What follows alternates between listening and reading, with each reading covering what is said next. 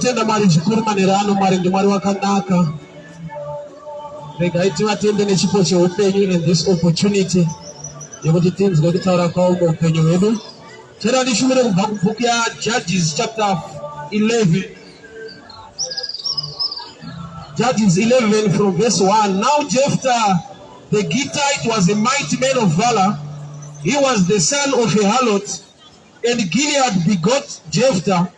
Gilead's wife bore sons, and when his wife's sons grew up, they drove Jephthah out and said to him, "You shall not inherit in our father's house, for you are the son of another woman." And Jephthah fled from his brothers and dwelt in the land of Tob. And he gathered worthless men around him and went on raiding. It came to pass after some time that the people of Ammon made war with Israel. So it was, when the people made war with Ammon, the people of Israel, the elders, went to Jephthah to the land of Tob. They said to him, "Come, be a commander, that we may fight against the people of Ammon." So Jephthah said to the elders of Gilead, "Did you not hate me and expel me from my father's house? Why have you come now that you are in distress?" Father, we thank you for such a time. Speak to us, instruct us, empower us for the glory of your name. In Jesus' mighty name I pray. Amen. Ukomana unti Jephthah wakati zingwa pamba nema brothers ake chikonzero chilipo. He was a son of another woman. In other words, aiva mwana we small house. In other words, aiva mwana arikunze uri mwana wechifere. You cannot be with us in this family. Kuti ugone kuinherita zvababa wedu. Dani tange kutara pamusoro pema situations akafana neya Jephthah atinogona kurarama muupenyu akamira sekudai. Kune zvinhu zvekuti it's beyond your control. Ndo zvazviri wakaberekwa musystem iyoyo hazvirambike. Chaakutodiwa is the way out and make things work. Jephthah mwana wechifere, kwete kuti Jephthah aiva chifere. Jephthah akaberekwa namai vakadana nemurume ainzi Gilead, yet Gilead aiva nemukadzi wake nevamwe vana. So situation yaJephthah iri beyond his own control. Haana zvaangaite asi ndo zvakatoitika. So ma situations akadaro mulife ariko ekuti it's beyond your control.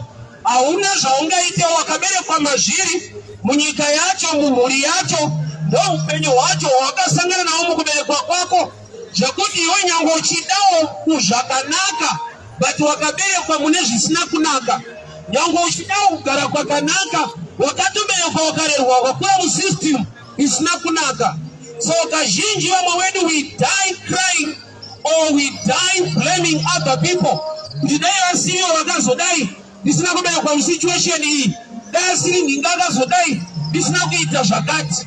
Yeti zvinhu zvakafana nezvaJephthah kunzi aiva mwana wechifere. That's a real fact in life. Unogona kuberekwa namai chifere, hausiri wechifere but mai vako ndo wechifere vakabereka iwewe. So hapana time yekuti unogona kubata shaya woti saka mwari havandide upenyu hwacho saka huita hapana kwandinoenda. Why? Because nekuda kwesystem yakandibereka. But I've come to tell you this message.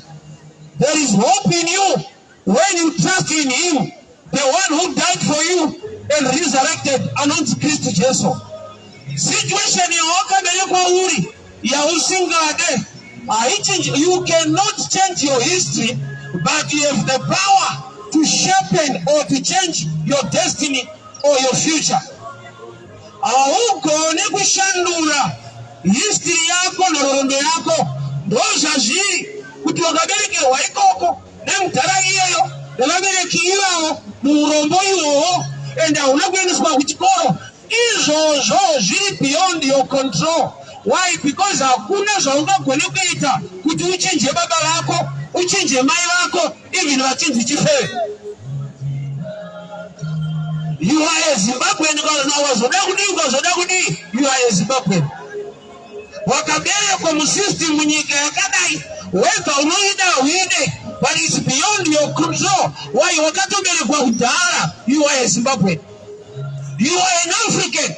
Weka kwa African na ukufaile, but it's beyond your control. You cannot change it. So you cannot die blaming someone. Washika kupi chinonge tera nikupa wanu mosha. Kuti daya asili ningi upenyo wangu usinakuenda hapa. Daya asili ningi upenyo wangu usinakuenda hapa. Life jainoita. Life mamili wa ayo. 90% both decision ya uchatora pa situation ya uri. 10% it's beyond your control. Ndo shakaiti kaizozo. Shakafanya kudai. Hauna the ability ya kutazisa shiri kupururuka pa msoro pako, but you have the ability ya kutazisa shiri kuwakadendere pa msoro wako. Kune ziri beyond your control. Kune zakuti kana ukachema azichinje baba wako ndiyo, kana ukachema azichinje mawakabele kwa situation hiyo ndiyo. Chaku ndiyo niti kutuwapukita misozi. Oti mwaringi matsirei Jeff taticha kaitika kwa hari zanzi wa mwakoma na waka mzindo pamba wakatati galeni wepano nokuti umwana umumwe mkati kurati wana mai wao bati wali kujaja mwana wao akabele kwa oni na baba wao wachiti uli mwana umumwe mkati uli mwana wa chifewe. Ama zangu, to be honest, my fix your life jifewe zinoto itaolana bati wanewa wa wasi jifewe lanaiwa wana mosha ya wakaita bati wakabele kwa masystem zakafanya kuti mwana anobele kwa amai wake wa repwa mwana ya asili ya karepa amai wacho mwana ya atori muna ane destiny future yake muna mwari bati dambu zikonde hii alogona kurarama upeyu westikima wakungonzi mwana wakazodai yakabele kwa pakala yakavoka kati kubele kwa pake kwa wakazodai makuna kuna kuzodi izo zoshitapinda mmusoro wake hakuna kwa anuenda. Kuni zili beyond your control. Mwanano obele kwa niwabele kiwaricha V positive. Obele kwa ali positive. Zili beyond control ye mwane ana janga ite. Kana akakula akamaka obele kiwake ali kuwesta time. Why? Because kuwalenga kuti makani bele kamuri chiruwele nime chiruwele ichi. Ajite kutapore. Kurwadzi wakuri normal kana munhu situation inorema, but there must come a time yekuti unofana kuanalyze waona kuti kurwadzi wakwacho kuchaunza shanduko here. I always tell people kuti hasha akusikurova unogona kugumbuka utsamwa but unogona kutorowa futi wakatsamwa. Why? Because kungotsamwa bedzi kugumbuka harisi simba. Babo rangu rinoti mbavha ikabatwa inoripa nomwe kwete ikazikanwa. Kungoziva kuti ndiyakandibira, that's not power. Kusvika wane power yekuti unogona kumubata or restore zvinhu zvako back. So mu life mune zvinhu zviri beyond your control. Jesu ari mwana waMwari akaberekerwa mudanga. Zviri beyond control yake nokuti aitovawo mwana. But the destiny yake inakukanganiswa kuti akaberekerwa kupi, zvaita sei, vakararama sei. Focus yako ikava muna Mwari. Despite history zvako nezvinhu zviri beyond your control, you can sharpen your future, you can change your destiny. Chisingachinjike history ndo zvitoripo. Wakaberekerwa paPrazi nemunharaunda asina chinhu, hauna kuendeswa kuchikoro, izvozvo kana ukatsamwa sei ndo zviripo, zviri beyond your control.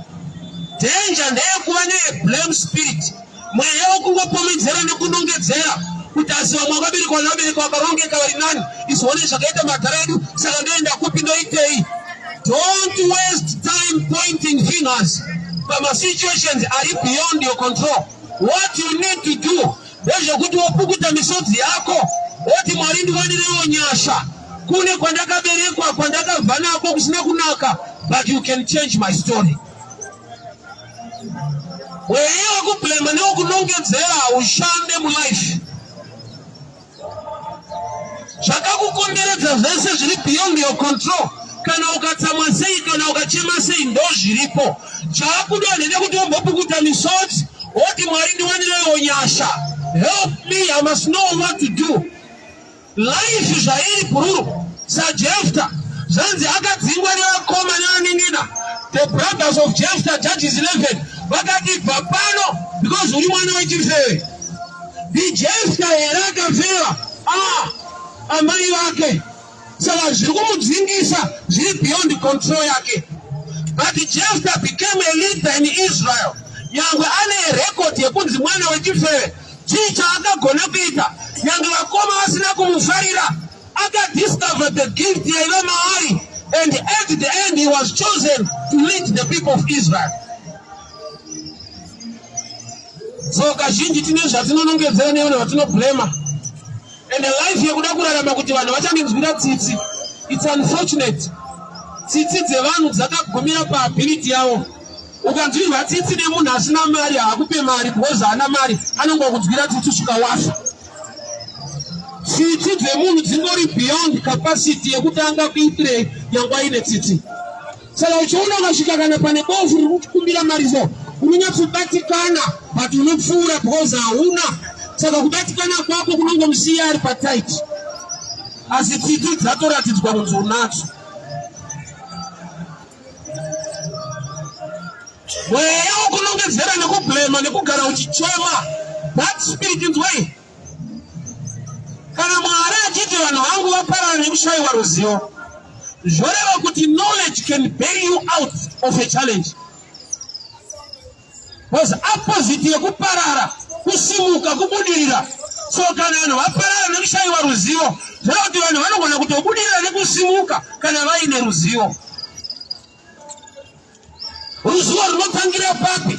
Kumbomira kunongedzera nekublema. Kuti ndakaberekwa nemuzara asina mari, ndakakura muZimbabwe tiri mafike, nyika yacho yakatooma, hapana zvinhu zviripo. Ende dzimwe nguva nekutaura kwevanhu, vanenge vachiti hamaberekwa nguva yakaoma. Hakuna nguva iri right. Kune vanhu vanoita zviri right munguva. Kare, I'll give you an example. Kana vanhu vachiti hapana mazano maberekwa nguva yakaipa, ukavati ndipewo foto renyu kudhara kwacho kwako, zvakanga kuri right. Uone zvinenge zvakapfekwa. Wavabvunza kuti kuchikoro maenda kupe vaifamba kwa 20 km netsoka, vaine tsamba yemangai. Waudzira iwewe uri kuenda chikoro chiri kilomita kana uri kuenda nekombi. Waberekwa nguva yakaipa. Kare zvinhu zvazviri right kunyepa. Vanga vasingadye raisi havaidya paKrisimasi kudhara vanhu ava. Hakuna right iripo.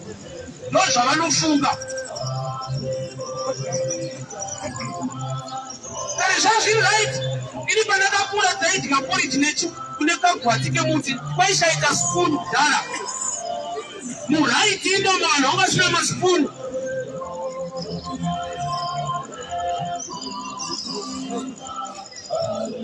So it's not about the time. Zvinechekuita nokuti iwewe wacho munguva uri kuitei.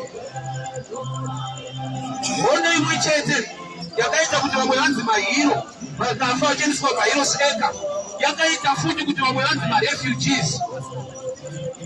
So haisi hondo inogadzira hero, idecision yemunhu muhondo inoita kuti anzi hero. Akafunga kuti I will defend my country, my nation, ova neboldness otanga kurwisa, zvinomuita hero. Hero idecision yakaitwa nemunhu, kwete situation. Vakanzi marefugees vanhu vakati hatidi zvenoise, takada kungonovharirwa togara mufenzi mozobuda zvapera. Decision yakaitwa nemunhu inomuita hero today. Decision yakaitwa nemunhu inongoaita kuti vainzi vapoteni. Vaigara mukibu, vaimirira kuti zvipere, zvichipedzwa nani nevamwe vakaita saivo, but vane boldness yokuti hatingajairirwe munyika manga stand and fight. Power yekumeka decision ndoine nyaya. Ufunge kune vanhu vakaberekwa musituation in worse than yours vari successful. ukaita research yako zvakanaka uchaona kuti kune vanhu vakaberekwa musituation inorwadza inorema kudarika yako yaunochimwa kuti ndakaberekwa neamerika wanga usingandidi. Kuna akatoberekwa bereko wacho wasiku akamoenda wacho wanga usiku yanga iri nherera. Ticha akaisa unherera pasi akati Mwari ndibatsirei to pursue this career. Today is very successful. Yet hana wabereki. Iwe une life iri wese une wabereki waunonongedzera kuti wanga wasiri serious neupenyu wanga wakandimaka wakatadza kuitira zvakati. Wese anoti ina vana kundiendesa kuchikoro ndine mubvunzo 1 tovablema tovaisa paside havana kukuendesa kuchikoro. Izvezvi wakura waakushanda unodii kuzviendesa kurati iwe nevabereki vako makafanana hamuzvifarire zvechikoro. Kanenge karafu kokuonesa woza hazvirambidzwa kuti udzidze kana nemari yako. Waakushanda hazvirambidzwa kuti udzidze nemari yako chibhadhara. But sei ngotosvika pakuchena musoro chingoanongedzera so havana kutendesawo chikoro vamwe vakabudirira. Waane mukana tine vanhu vasina kuendeswa vakashanda vakazviendesa vasuccessful. Iwo chingoanongedzera kuti havasi right vakandiregerera. Jefta mwana wechifeve hazvirevi kuti Jefta chifeve. Solomon akava the richest man akaberekwa kubva kuna amai vanga vatorwa kune mumwe murume. Betshiba aiva mukadzi waUria. David akaita mukadzi wekubvuta. But pakaberekwa mukomana akava the wisest and the richest. Background haisi nyaya. Ndatinzwa hauna simba iwewe rekutadzisa shiri kupuruka pamusoro pako, but une simba rekudzitadzisa kuvaka matendere pamusoro pako. Zvinotaurwa nevanhu against you i 10%. Zvauchataura nezvauchaita ndo 90%. Hautadzise vanhu kukunyera kana kukuvenga zviri beyond your control. Oda kuti vanhu vese uri mari azvite. So ndikutokunetsa kuti vanhu vanoti kuti vanhu rekandokudzira chinonzi munhu anotonyera even munhu akafa. Kutofamba soti vari kunditaura sterek ndakatonzwa vachitonyera under system tazvida akafa kudhara vari kunonzwa itonyera kudhara ari romberi angaazodi ozotori kufamba. Nanhasi uchiri worried kuti pane zvavanotaura. Vanoti munhu zviri beyond your control. Ende kana warati vanhu vese vakuda zviite zviri beyond your control. Apa ndiri munhu right one vari kundidarirei. Vanhu vanokuvenga vasina kufarire variko. Even ukatova bhutu yakadii variko. Zvekutoti Jesu nezvakanaka zvaakaita akamiswa apa, Bharabhasi akamiswa apa. Zvikanzi Jesu kana kuti Bharabhasi munodani, vanhu vakada Bharabhasi. Kuda kuti nevanhu vasiri right vane vanhu vanovada. Ivo nokuchinetseka kuti vanokudiri munhu haasipo. Ropa noti munhu vanhu vanotodawo zvisiri right futi.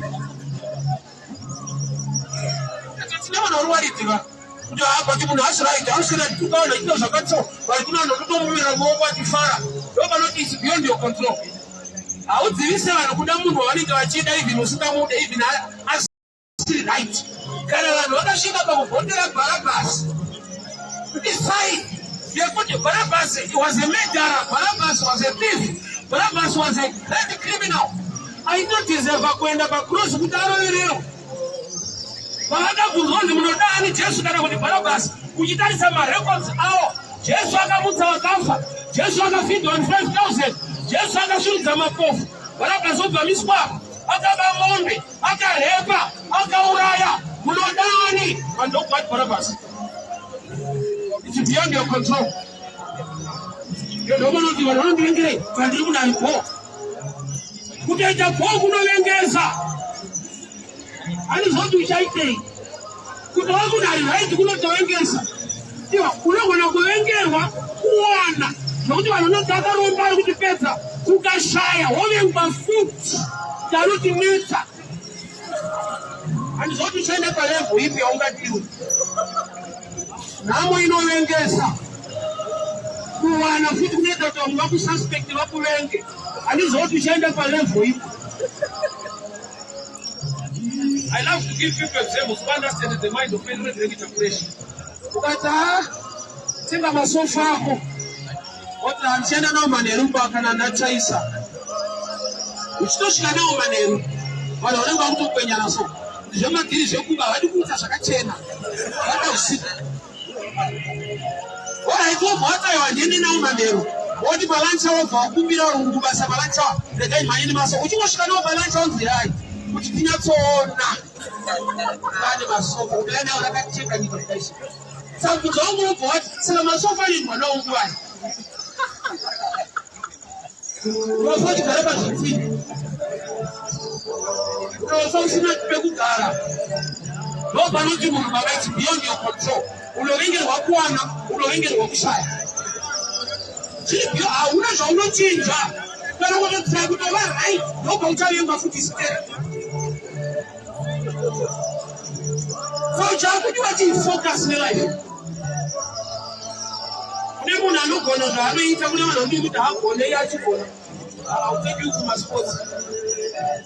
Platinum, the other dollar cup is also. I made a 65 FC Platinum.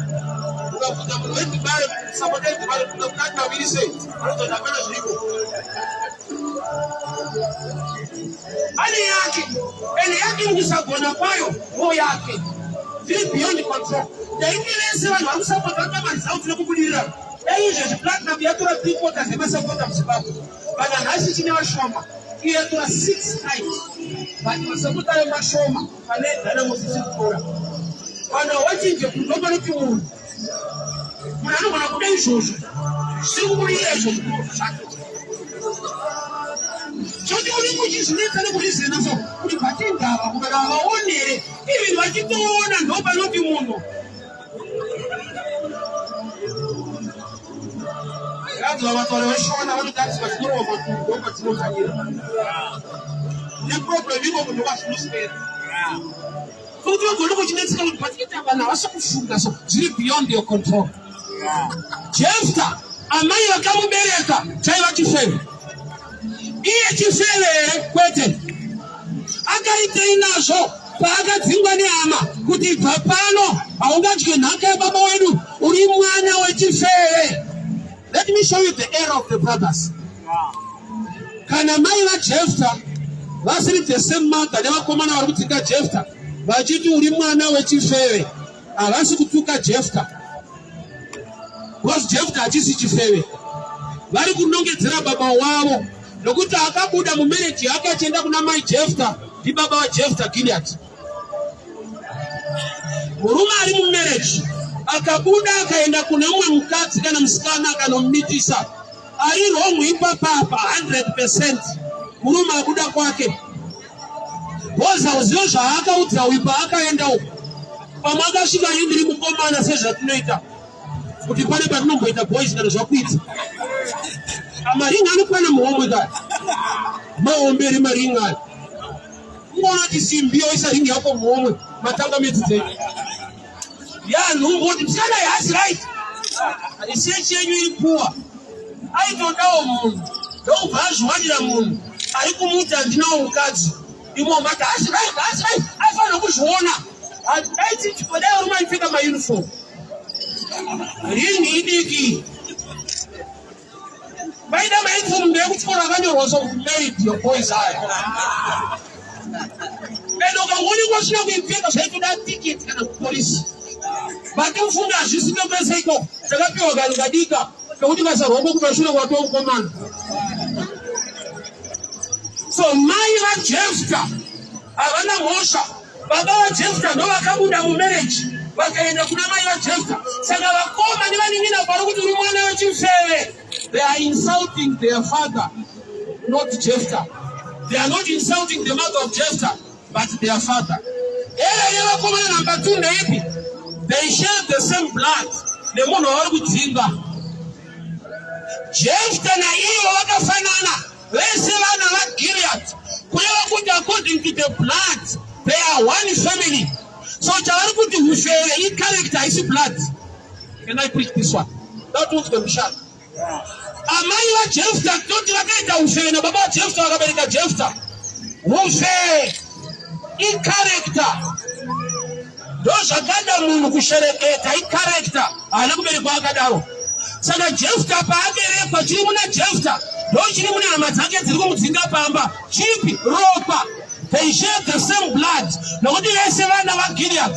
So bari kutuka Jefta vachiri mwana vachifere. Bari kukanganwa ishe blood. So pese pa unokanganwa na uyero para Jesu pa cross. Unotukirwa zvinhu zvaunofana kuchichema pari zvinogona kukavha neropa rake. Nakundinzwa. Jacob vana vake vakatora bhachi ranga rakapfekwa nemukomana vakarinyika muropa rembudzi, bhachi raJoseph. Vakaenda naro kuna Jacob vakati, mudara, bhachi ndere mwana wako kai. Tanzi Jacob akatanga kuchema. Chaari kuchema chi? Kohari pese pakadeuka ropa panotaura rufu. But haana deeper research kuti ropa nderei. Achingoti chero bhachi raJoseph neropa mwana wangu afa. Zvora kuti Jacob akatobatwa maoko, kwete munhu afa, akabatwa maoko embudzi afa, iye achiti munhu. Kura kuti pane paunonzi sorry usiri musori situation, but inauye kuti une wrong understanding. Pauri papa ulishasha mune zvakaigwa naMwari mauri, but hauna the understanding yenauye akaitika pa Calvary. Ropa raKristu rinotaura zviri nani ukaritenga ukatambudzira Jesu, Mwari akakuwanira nyasha. Marekodzi ese kunzi mwana wechifeve munhu asina kufunda haagone kuita stand pa blessing inoriniswa naMwari. Sauni chiriona ukunongedzera. Ninga akazodai ndiakandikanya, ninga akazodai ndiakandikanya. Panyika vanhu vanokanya vamwe. Hausiri wakatanga kukanywa, hausiri wakatanga kuvharwa. And vasindivhara nandatosimuka. Vanhu vanovharwa but apedza kuvharwa anosimuka futi. Samson akagerwa musoro, but havana kumudestroy nokuti vamugere musoro. Bhaibheri rako rinoti he killed more in his death than when he was alive. Kuti agerwa musoro, but chaakaziva ndechekuti the hair can grow again. Akati Mwari ndipeiwo simba zvakare zvokuti vanigera musoro haisi nyaya. Hama dzangu ukanegleta kunamata ukasauka negleta Mwari zvinokutsimirira zvakawandisa. Jefta asi chifeve, so akangogadzisa mindset yake kuti ndiri mwana wechifeve kwete kuti ini ndiri chifeve. Saka pamberi paMwari I'm still okay. Because akafeva ndamai vangu kwete nini. Saka Mwari unogona kundiwanira nyasha nokuti ndakaberekwa musituation inorwadza but inini handisi marwadzo. Unofa uchiblema vanhu, unofa uchingobuda musodzi uchichema. Zvauri kuchema zviri beyond your control. Pakuda kuti wapukuta musodzi woti Mwari ndiwanire nyasha. Show me the way, tell me what to do. Why? Because kana zvakatoitika. Hazviri vhesi. Kana ukatorepwa ndizvozvo. Pakutodiwa dzimwe pfungwa dzekuendera mberi nelife. Dani kuti unosvika mukufa uchinongodzera kuti but dasina kundirepa so dai upenyu wangu waita musha, dasina kundirepa ndobva wakandikanganisa. Situation inorwadza but zviri beyond your control. Why? Because zvakatoitika. Kana ukanamatirwa kana ukabhabhatidzwa kana ukatsanya wakarepwa. It's beyond your control. Zakei achida kuona Jesu angari murume mupfupi, varefu varipo. Kana dai akanamata akatsanya airamba ari mupfupi pakati pevarefu. Chii chaakaita? Akazvibvisa pakati pavo, akazvisiririsa mucompetition yacho, akamhanya mberi akanokwira mumuti. Ndakataura ndikati mutiwo unodyarwa naZakei, mutiwo wakagara uripo uchimirira munhu anoziva kuushandisa nekuda kwekuti iye mupfupi. Opportunities mulife ane chekuita nekupfupika kwako ariko. Problem uri kufaita vanhu mumasystems hausiri supposed to fight.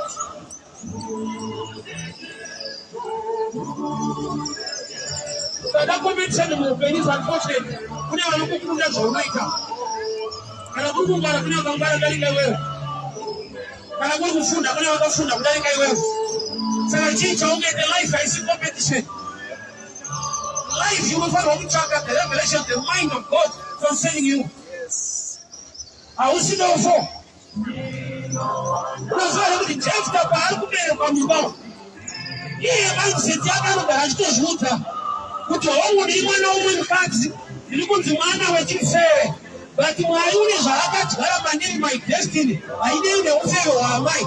Zvanzi akaita kuti Jefta wakabva paari kudzingwa ipapo, haana kuita makwikwi nawo. He went to the land of Tob. Ari kuland of Tob, chii zvakaita? He gathered people, useless people vakarejectwa vasina basa, and he began to lead them mumabattles. Israel ndokuba yazomukirwa nerudzi runonzi Amon. Vakaenda kunotsvaka Jefta, vakati come to us and lead us against the people of Ammon. Chii chavaona? Nyangwe akarejectwa kubva kuvabereki, ari outside the family, he was still doing things.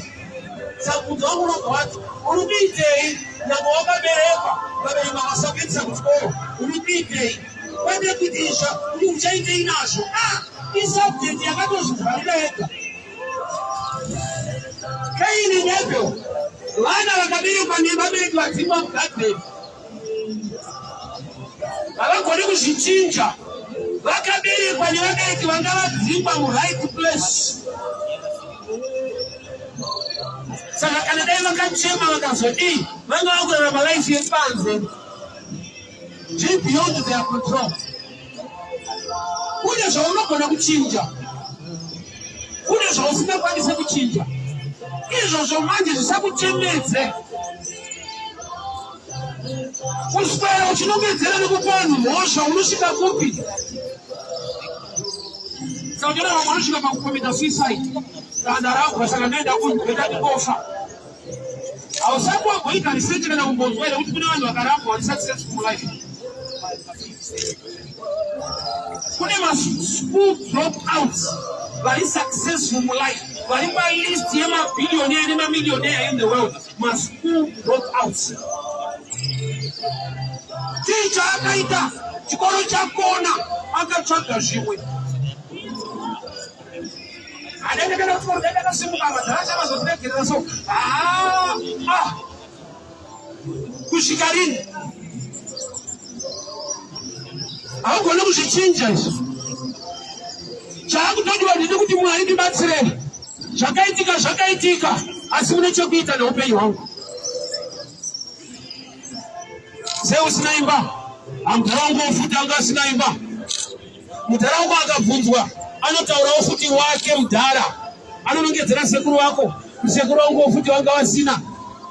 Munoita generation inoblemana.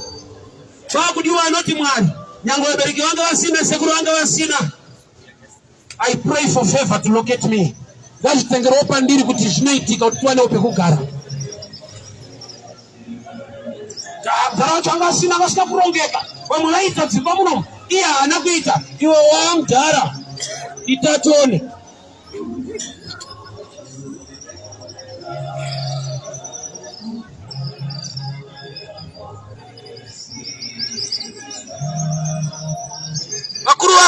Vakuru vaiti wakura taurawo.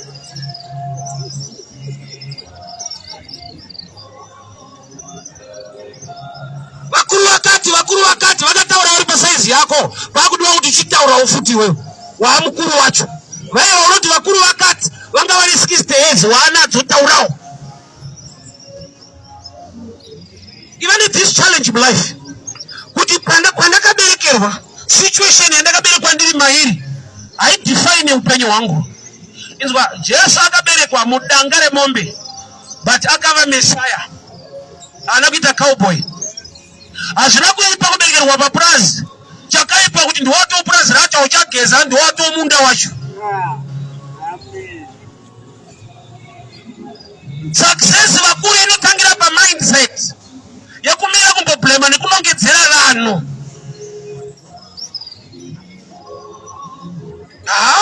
Dai pasina zvese izvi. Adaenda simuka, nyika yacho ndayaka kuti padaenda tosimuka. Kune vanhu vanogona kuti va successful mu situation yaunofungidzira kuti haiite. Chii chavanenge vaita? Vanocreate another kind of mindset yekuti despite my challenges ese, Lord help me.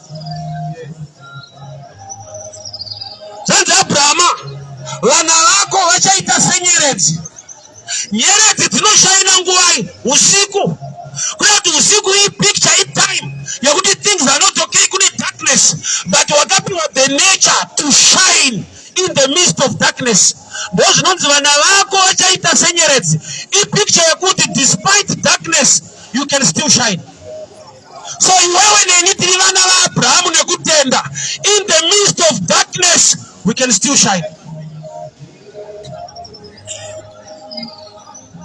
Avana wanifarire osa ukaita vanhu vanomira newe so.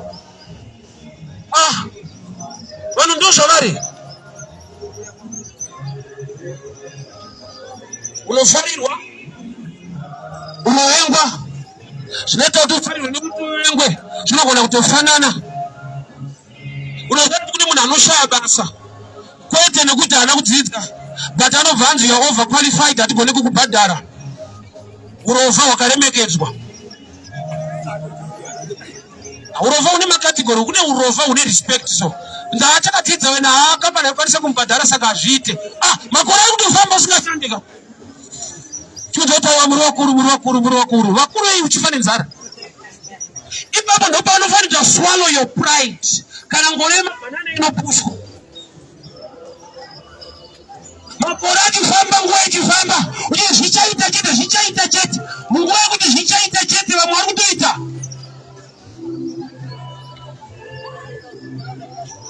Life ini pamwe pekuti you start from somewhere, and somewhere yacho in lower level isina ine qualification yako, but nechekuita nekufunga kwako kuti I need to do something in life. Jephthah asichifewe. Bible rati vakamudzingira kuti uri mwana wechifewe. Saka iye akaprograma mind yake kuti chifewe ndamai vangu kwete nini. Saka ini ndikachema kuna Mwari, Mwari unondwanira nyasha. Handisiri ndakafewa, pandakaberekwa nechifewe. Ndine destiny. Mwari ane pfungwa yakanaka pamusoro peupenyu hwangu. Hauna kusarudza kuva muZimbabweni. Hauna kusarudza kuva muAfrican. Hauna kusarudzwa kubva kwaunobva. Hauna kusarudza kuberekwa nemudhara akakubereka asina mari, asina chinhu. Ndo zvakaitika. It's beyond your control. Saka kuchema kubhadhare ende hazvina zvazvochinja. Mudhara wako ndiye mudhara wako iyeyo. Unoziva dai vana vaitenderwa kusarudza vabereki tisati tauya panyika. Dai vamwe tisina vana. Imagine vana vodzwa kunzi muri kuenda panyika pari mudhara wenyu ndeidzo izvi. Dai mumwe mudhara achingofamba asina kana mwana izvezvi. Wozi vana vanyazoona kuti mukuwara, oyo.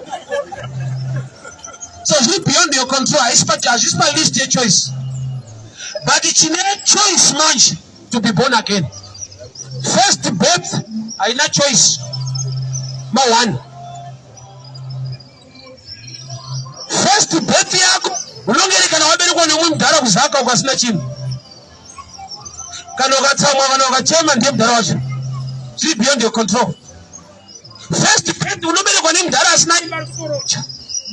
It's beyond your control. But you have opportunity a second birth muna Kristu to be born again. Kana waberekwa patsva wauya bloodline raJesu rinotaura zviri nani kudarika ropa rape. Kuti waakuoperaita neimwe system nemamwe madimensions anogona kurabha zvokuti paunotaura nhoroondo yako Mwari akusimudza vanhu unotada kuti nyepera azviite. Kunopfikero wako akabva zvinoitika. Chinonzi gospel zvinogona kuti good news kunani kune munhu aberekwa musystem isina kunaka, but akatenda mugospel raKristu you will testify the goodness of the Lord. Mwari ndiye ega anotaura kuti munosimudza marombe kubva muguruva.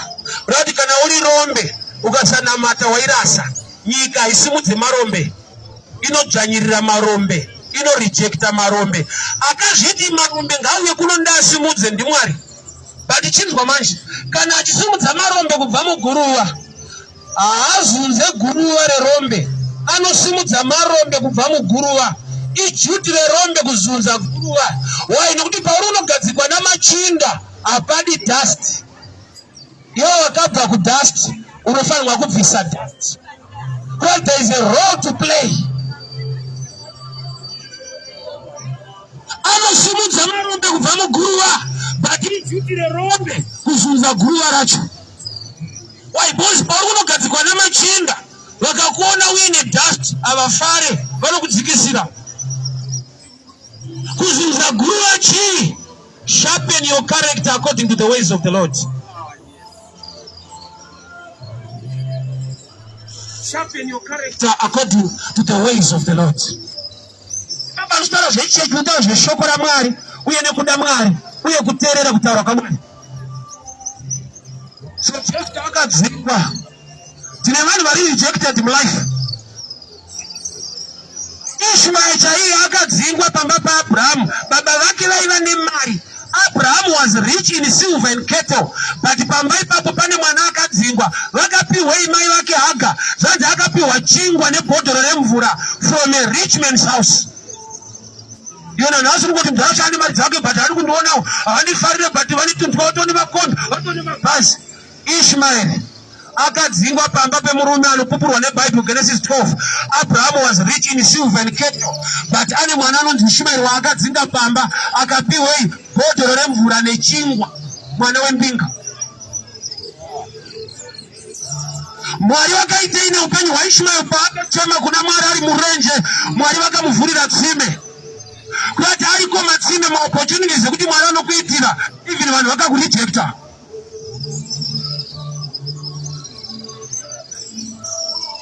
Akabva pamba paAbrahama. Haana zvikuru zvaakaitirwa. Iwena nhasi you are still blaming. Kuti havana kana kumbondoonawo kana mbichana kana kamari mbichana so kana kuzondineva. Inoitika. Kuswera uchifunga izvozvo nekuchema pamusoro pazvo. You'll be wasting time. It's beyond your control. Munhu asingakuda akuda, asingakufarira hakufarire. Hauna chauchaita kuti akufarire because hatred here is spiritual. Kana ukatoita zviri right agara hatombokufarira. Wodi chaakakudiwa naMwari kudarika munhu. Why? Because munhu anofa, munhu anoguma, but Mwari unogara nokusingaperi uye nyasha dzake, his mercy endureth forever. So Jephthah akadzingwa pamba. Haana kuita naro kuti amundidzinge nepababa wangu, baba vedu vamwe chete munondidzingirei. Akafururuka pahama dzake dzisingamude. Akaenda kuLand of Tob. Bible note ari ikoko he gathered people who were useless people in society at Tob. Akava a leader. Akavatungamirira pahondo nekukunda. Mbiri yake nekugona kwake zvikadzokera kune vanhu vakamudzinga paIsrael. Vanhu vakagara pasi vakati arume hondo yatatarisa naye hamo inoda munhu anogona kutitungamirira. So they went to look for him. Chii chakagonekwa chaakagona ndechekuziva kuti Mwari vane chavakandisika chikonzero, vane nyasha dzavakaisa mandiri. Kana vanhu vakandivenga but havatore chiri mandiri, vangandidzinge pandiri but havatore chiri mandiri. Chinonzi gift chiri God given. Kana vanhu vakakumaka sei, kana vakava jealousy sei, they cannot take it from you. Vakoma vaJoseph vakavenga mufana wavo vakamutengesa, mai Potifa vakamupomera mhosva vakadini, but kune nyasha dzanga dziri mahari dzakamusvitsa pamusoro, but rodi haangapushidzirwa nevanhu yaida kumuendesa pasi. There is something in you chekuti vada kukutsikirira kana vakadii. Pray for God to elevate you in the midst of trouble. Joseph haana support. Kwese kwaenda kuyengwa kumakwa kubva mumba nababa wake, vakoma vanomutengesa. Aende pabasa mai Potifa vanomupomera, but tinoona Joseph ari pachigaro chepamusoro muEgypt.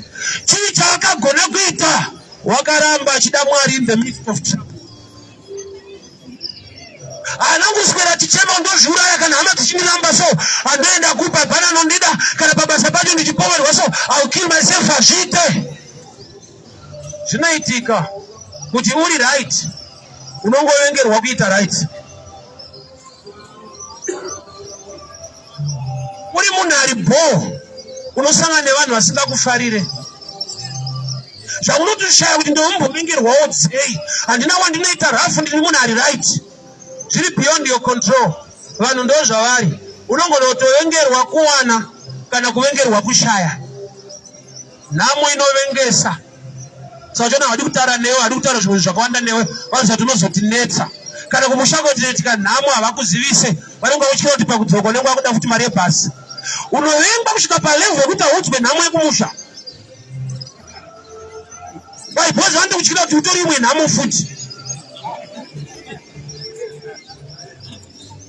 Ukawana vanoita chikomiti chavo kuti ndiye ari kutipedza, ari kubata-bata.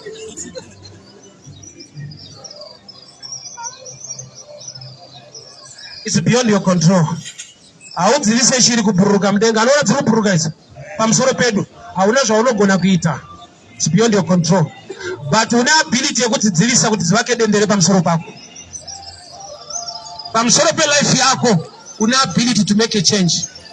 Zvinotaura vanhu kana ukati hauchifarire vari kunyepa vari kuzodii vanotaura. But zvauchaita pamusoro pezvavataura ndozvinoshepa life yako.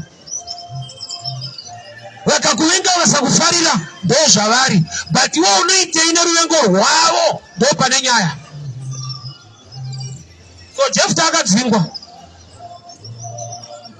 haasiri yechifeve, zvanzi mwana womumwe mukadzi, mwana wechifeve.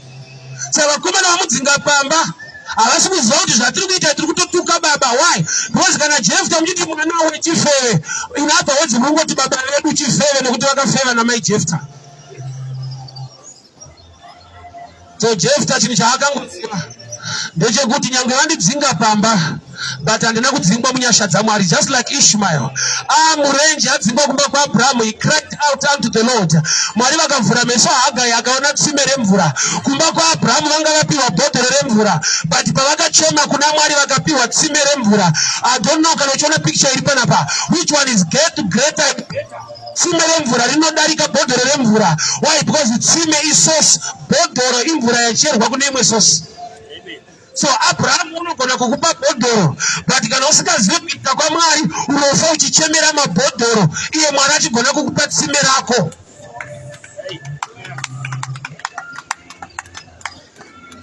Vandidzingirei ndopandaitowana, ndopandaitoarama napo. Aiwa Mwari une nyasha dzekuti vakubvisa ipapo, you can still live. You can still survive, you can still make it.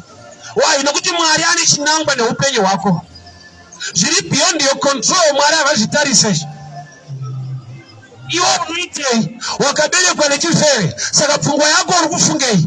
Wakaberekwa nevabereki vasina mari mukutambudzika, iwe wacho uri kufungei? Uri kuitei? Zvaunoita iwewe zvine nyaya kudarika zvaunoitwa. I'll repeat. Zvaunoitwa zvinodarikwa nezvaungaite. Vakati hakuna kwaunoenda ukatenda izvozvo, kutenda kune simba, icho kwadi hakuna kwaunoenda. Asi vakakuti hakuna kwaunoenda, iwe ukati Mwari ndiwanirewo nyasha, Mwari vane kwaunoenda newe. I always give people example. Shamwari dzangu dzandaenda nadzo kuchikoro, vane zvavaitaura tafoira ivo vapasa zvikanzi vakati haukusvike, ndakazosangana ikoko. Vakatonetseka kuti wasvika sei. Ndikavaudza kuti kune rimwe bhuku manje regeography ndakakundikana, but kune bhuku rinonzi Bible. Imomo munosimudzwa type yedu marombe. Geography nescience zvakatadza kundisimudza, but the word of God rine guarantee. Ani nani anotenda mahari rine guarantee yekuti Mwari harevi nhema, anosimudza marombe. Saka takatadza kusimuka tiri kucollege Mtsero, tinosumukira imomo. Ende neiye manje anotisvitsa kwamunoti hatisviki.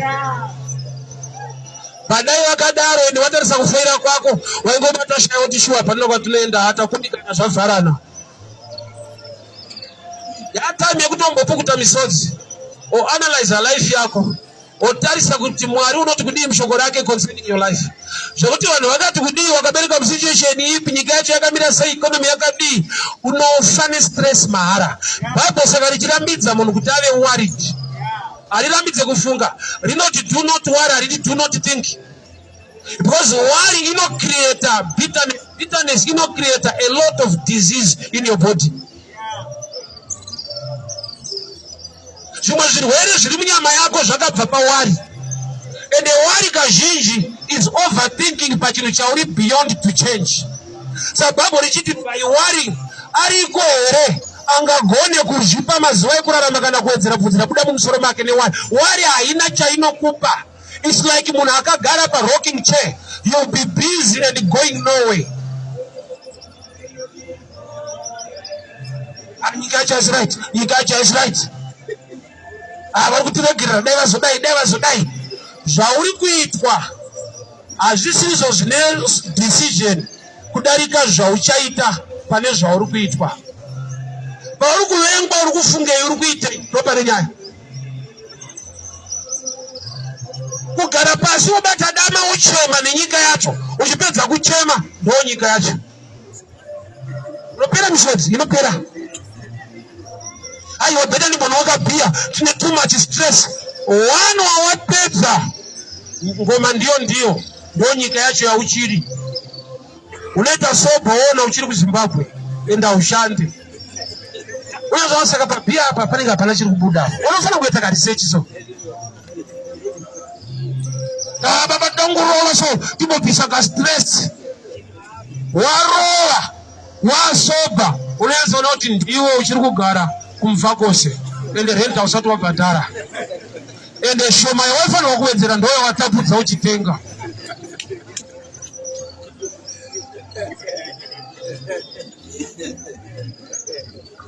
Haisi solution. Solution yandinoziva kuchema kune iye akakupa upenyu. And I know the plans I have for you. Anaziva maplan ake kukugadzirira upenyu wakanaka. Zvekuti wakaberekwa nevasina mari, wakabereka musituation yakaoma, unakuendeswa kuchikoro, it's another phase and it's beyond your control. Wakaberekwa newaberekwa wane chirwere, wakatoberekwa wane chirwere, it's beyond your control. Why? Because ndo watoberekwa wako and wakatoberekwa kudhara. Kuchema kana ukadi hazvichinje ndizvozvo. Kudanguva yekuti unombopukita misodzi uchitsvaka solution. Kuchema isi solution. Kuchema isaini yekuti zvanyanya chete.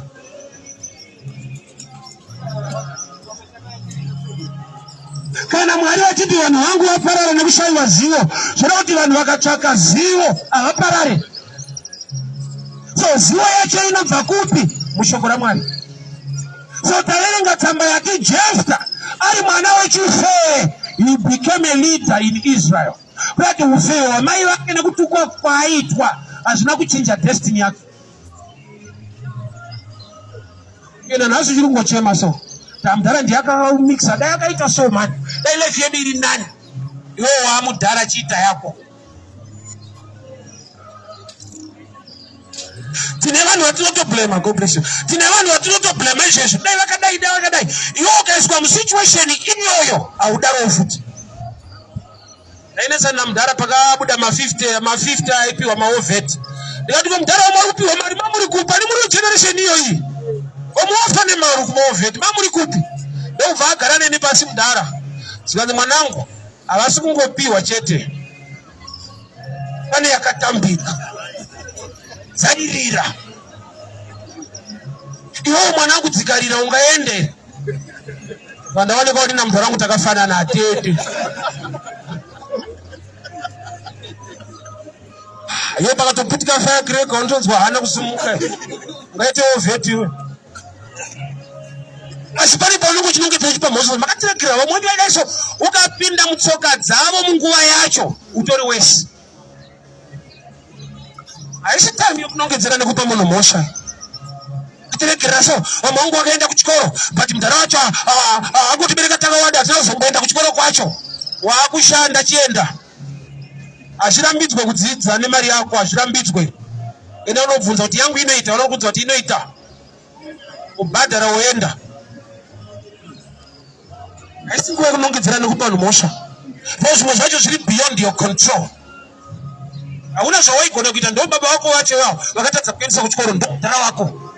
Wodi nedestiny nefuture yako. Zvakuda saJephthah. Akadzingwa nehama pamba pavo akaenda kuland of Tob. Haana kuenda kunobatwa maoko kunochema kunonyaradzwa. Ariko akadiscover gift iri maari to lead people in battles. Akava so successful kuland of Tob kusvika varume vekuIsrael, the elders came looking for him. wakati shamari kune honde ya muka tilikuda equality of a leader nenge iwewe kuna tinekumwe kutaura platform ya ufe wa mai wake yakaita kutati zingwe pamba pao boya ka create a place ya akashika ino top kutawe successful zora kuti pamwe pacho disadvantage yako ya huku chema nayo yakatushandiswa na mwari kuti advantage ya kudiscover chiri mauri chisingawanikwe kana zvinhu zviri right kune zvisingaitike kana zviri right zvinongoitika bedzi kana zvinhu zvisiri right kune zvinhu zvinodiscoverwa muupenyu nekuda kwokuti pane mistake pane error yaitwa chokuti vanhu havana kuronga kuita chinhu ichocho chavada kuita chakakona pachakaitwa chacho chine zvakanaka zvachakaburitsa indofunga kuti munhu akabika porridge munhu aida kubika sadza upfu kwashota ndozvandinongofunga zvangu wakashota ndovatoti kuti kanenge kanoroveka futa vakaisa shuga urongonongedzera zvenyika yacho mambiriro acho nyika yacho vana vaAbraham vanenge nyeredzi dzinoshaina nguva usiku when things are not okay kune nyasha dzinobata mwana I'll give you this example. Jacob aenda kumba kwa Laban achida kuroora ane waaida akanaka ainzi Rachel mumwe wake ainzi Leah mukoma wacho anga asina kuti nakei zvekuti paakati ndashanda 7 years ndipe mukadzi wangu ndichipinda naye mumba baba Laban ndobva vaita mets ndobva vatora asiri kudiwa asina kunaka kupinda ari kudiwa ndobva vamuisa mumba muna Jacob during the night uye akatozoona kuseni kuti munhu wandinaye haasiriye but unoziva kana munhu wauinaye asiriye ukazviona kuseni zvokuti usiku hwese patoitika basa nhumbu yatobata nemunhu asiriye so kuroorwa kwemukoma asiri kudiwa kwakakrietwa nechinonzi rima usiku kukaramba kwakaedza haruriko so Leah anenge inini anenge iwewe kuti pane masituations akangoipa anenge rima so akatodenwa naMwari kuti tigonawo kusimuka. Alright, I'll give you this example. Mamiriro akatoita zvinhu izvezvi kune 3/4 zvisina kufunda yakadzimba zvokuti zvinhu zvikamira mushe vanhu vavo zvatooma pamwe hausi kuinzwa ninyatsodzika mushana uri kundipotsa kune anongomuka nechiyeka unogara pakopa kabhana hapasi paofisi haisi kampani mamiriro ezvinhu akamupa ofisi nekampani achisimuka manhero achipeta kacheya mari yaanoverenga so haiverengwe mumaofisi ari proper kanguva kaliya kekuita mari ikonomi ine rima ikonomi ikatoita mushe hautombomuona haatomboda kudzingwa nepolisi ega angoshedzera kuti hakuchaendeka kuti indava 1:1 anenge atoma 1 ikata 1:1 anenge atoma 1 zvishuwa kune vakazadza matanga emombe nekutengesa maline efoni yanga isiri business yanga iri opportunity izvo zvienda unowahodha woni kana huku hautenge chii chakaitika wakava mukana wakakrietwa nekuipa kwezvinhu saka usati pese pakaipa zvinhu munhu wese ari kuda kuti zvinake let's be real zvikanaka zvinoipa awandiri kuudzira uziva kuti zvikangonaka chete wakuwara haichinjike ikangoti 1:1 zvikangonaka chete wafa kumhanya maisha mese kutomuka kuseni uchigeza inyaya kuti zvinomira mushi saka kwauri zviri kumira mushi Leah aroorwe kana kune chiedza wai Jacob anonzi tarisa face because paakasarudza mudiki wacho angaona runako saka itype inoda beauty but rima harishande beauty manje rinongoshanda kuti urimwe here mukumbezo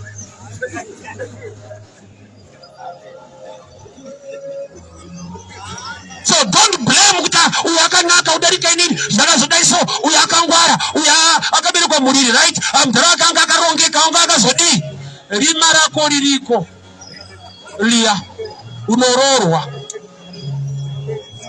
Opportunity yako muna Kristo why because tirivana la Abrahama takafanana nenyeredzi. Nyeredzi dzina opportunity when it's dark. Just a mwana wechife, but the Bible not really destiny yake. He became a leader in Israel despite a poor background. Why are you pointing fingers kuano? Why are you blaming people? It was not kwa uri. I percentage shoma. Jaunoita iwewe. Kudarika jaunoitwa. Doji nenyaya. Una simba lekudzidzirisa shiri dzokuburuka pamusoro pako. Samuna dziri kuburuka. Ndine simba rekungodzidzirisa kuvaka dendere pamusoro pangu. Kuti I have power pamusoro pangu. Pane zviri beyond nezvandofanirwa kuita. But chikuru chi, don't blame people, don't always cry and point fingers. Rega kuswera wine stress uri worried. Kana ukava worried nyinga yacho haisi right. Uchipedza kuva worried ndiyoyo isiri right yauri. Ukarove chapomba ndombobvisa stress uchiita sober ndiyoyo nyika yacho yawaita sober uri. Wodi shakamwari. Why? Because ani chaakaisa mauri. Chinotoshanda chine favor. Bible wrote all things work out together for good. Which means parikonzi kana wa muna Kristu disadvantage inenge yato advantage. Advantage yazake yanga iri yakupfupika. Why? Because varefu vakaona Jesu asi iye mupfupi akaonekwa na Jesu. Kuona ni kuonekwa zvine mutsauko. I'll give an example. They said Tripano president towaziva. Asi president vakakuziva iwewe wapinda. So kuwaziva akukuchinja. Asi vakakuziva wasimuka. So Zakeyo favor kana ari murefu. Jesu asina kuenda kumba kwa munhu murefu. Because varefu vari kungomuona. Ada kuenda kwa mupfupi. Saka kufupika kwake ndoko akaita kuti amhanje kundokwira mumuti. Zvoreva kuti disadvantage yakashanda as advantage nokuti akaziva pekuenda pamuti. Muti wani kuparidza ndeupi? PaCalvary. Kuenda munani? Muna Kristu. Baba nditora checha kana prophet nditora pamusoro paKristu anogona kuchinja upenyu hwemunhu. Jesu ndiye shoko raMwari kupinda mushoko kunzwa kuti saka Jefta aitonzi mwana wechife. Indaiswera ndichichema ndi mwana wechife. Kune zvife vanosimudzwa naMwari. Nyangwe zvifeve zvacho vhunzara apa. Chaiva chifeve chemuJeriko. But the end of the story akava mujininoji yaKristu akatowanikwa zvakanaka nevanhu vanga vabva kuEgypt vauya kuKenani. Kureva kuti don't worry, record yako iri behind you. Looking unto Jesus, author and finisher of our faith. You know, tender Mwari Shukuru, we can meet again tomorrow. And get him and you go Pagata Pastori Dao. A Senegal fan to win. So Maraki Trenyasha, God bless you, God bless you. Thank you so much. God bless you.